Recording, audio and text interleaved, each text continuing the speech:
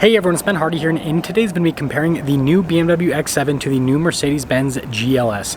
Before we get in this video, I want to give a huge shout out and thank you to the BMW of Murray, Utah for giving me some time with this X7. This particular X7 is still available for sale for the time being, so if you're interested, I'll include a link to their website in the description down below. If you have any questions, just ask for Brian.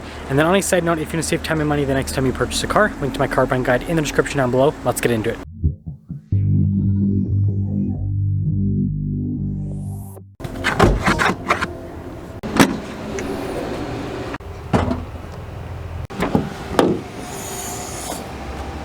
Under the hood of the X7 is a turbocharged 3-liter inline-six that goes through an 8-speed automatic transmission. Fuel economy is 21 around town and then 25 on the highway, with power outputs being 375 horsepower and then 398 pound-feet of torque.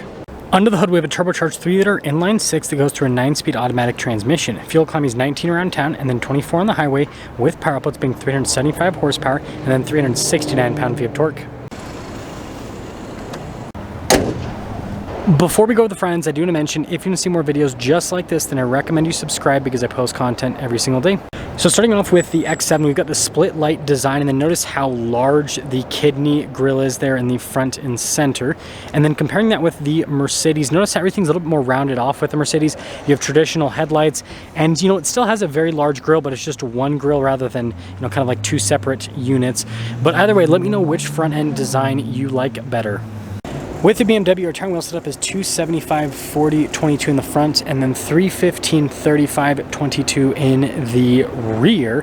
And you guys can see with the wheel design, kind of like that classic luxury car look. And then here's a quick look at the side profile. By the way, that trim is just there from transport. But anyways, beautiful design.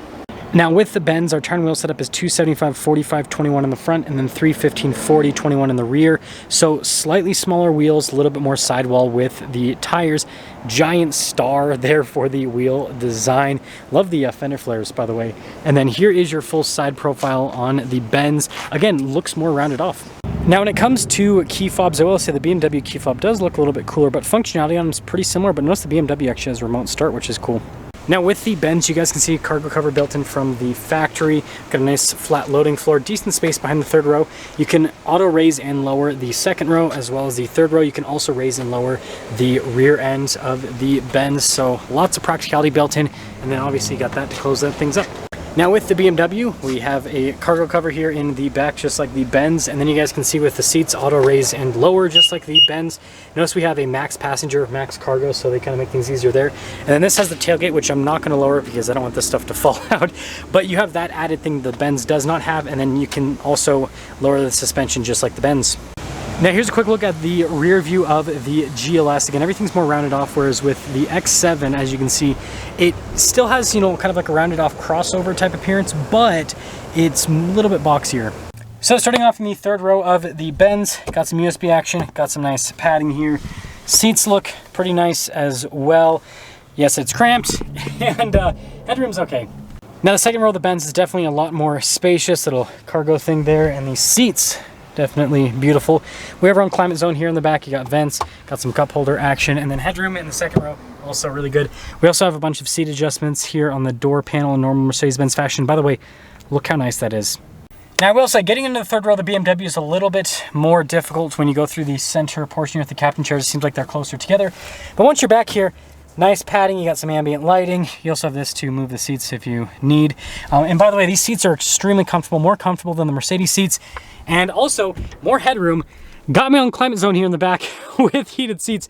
And there's also slightly more legroom. And then with the second row, pretty similar to the Benz in terms of space. You guys can see with the door panel, nice material use. I like this wood trim and the ambient lighting that goes across. Seat adjustments on the seat itself. Got our own climate zone with heated seats. And by the way, these seats, again, also more comfortable than the seats in the Benz. And then headroom back here, it's good. Now at the front of the Mercedes, you guys can see perforated on the steering wheel. And I love the overall steering wheel design. It's got paddle shifters, controls for the infotainment system, volume controls. It's got adaptive cruise control. You got controls there for the center stack, and have a column shifter here with the Mercedes. And speaking of luxury stuff, we've got all of our seat adjustments here, heated and cooled seats. They are not massaging with this particular GLS. And then the door panel here, just as nice as the back.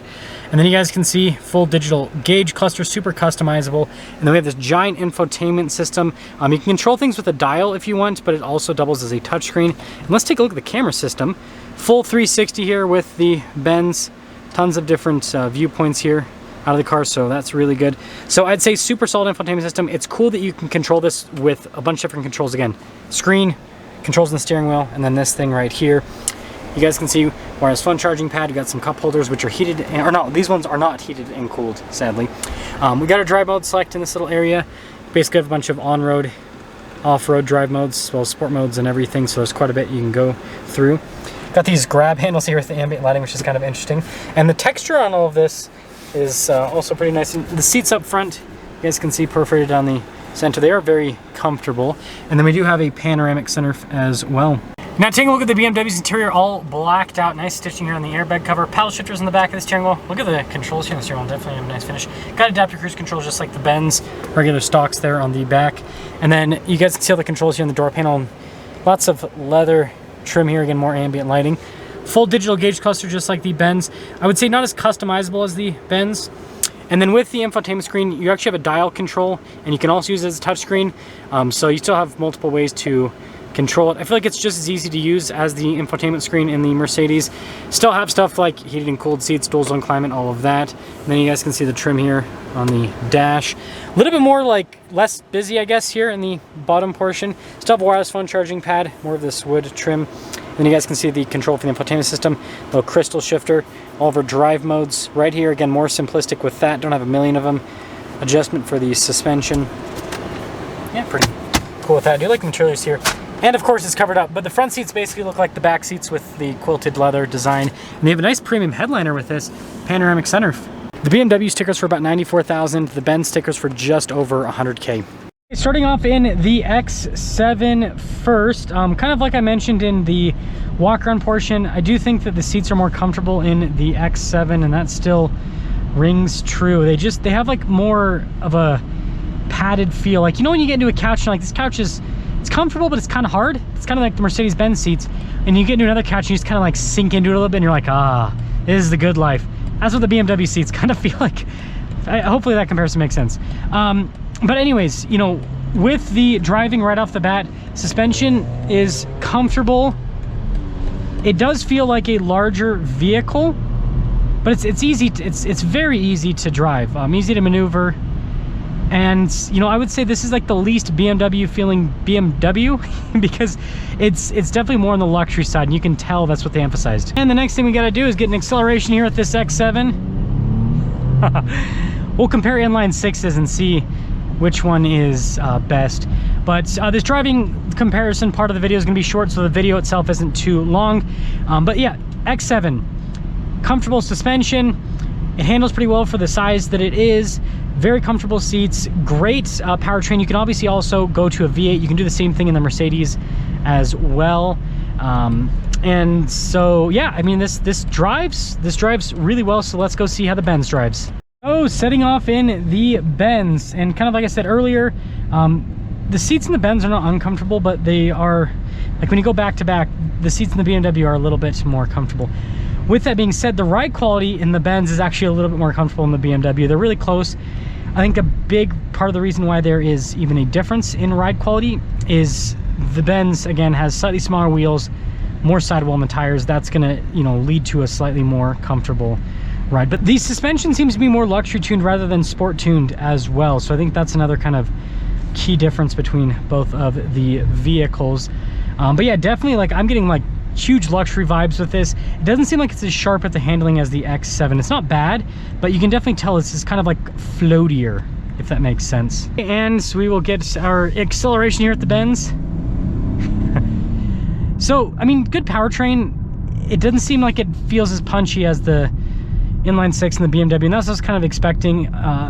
You know, it's hard to beat BMW when it comes to building an inline six.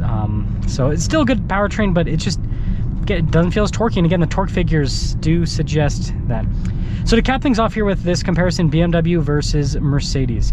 When it comes to exterior styling, the BMW is definitely a little bit more out there. Let me know which style you like more. And then when it comes to interior, I think the BMW has a more comfortable interior, and it's very easy to use. This interior is very easy to use as well. I do think the style on this is a little bit nicer with the interior, like everything kind of flows a little bit more. But you know, both of them have very nice interiors. BMW, like I said, has more comfortable seats. This has a slightly more comfortable ride. The BMW feels a little bit sportier with the drive, this less so. But there's a pretty big price difference between them. And I'm not sure that the Mercedes really offers anything that the BMW doesn't have. So you're basically paying more for the Mercedes name. But you know, again, ultimately at the end of the day, if you want more of a luxury experience, the Benz does that. If you want more of a still luxury experience, but a little bit of a sportier edge, the BMW does that. Let me know what you think.